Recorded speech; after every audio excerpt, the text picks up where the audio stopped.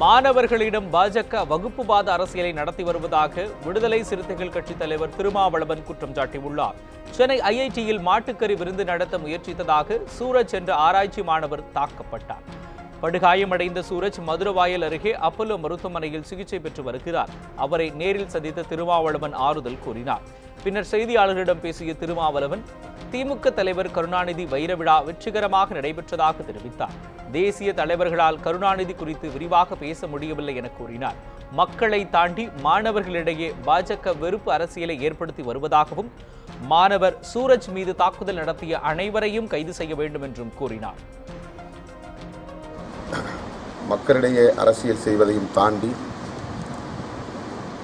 மாணவர்களிடையேயும் கல்வி கற்கிற வளாகங்களில் புகுந்து இத்தகைய வெறுப்பு அரசியலை விதைப்பது சமூகத்திற்கு, நாட்டுக்கு மிகவும் தீங்கானதாகும். அதனுடைய விளைவுதான் படித்துக் கொண்டிருக்கிற மாணவர்கள் வன்முறைகளில் ஈடுபடுவதற்கு அடிப்படையாக அமைந்திருக்கிறது.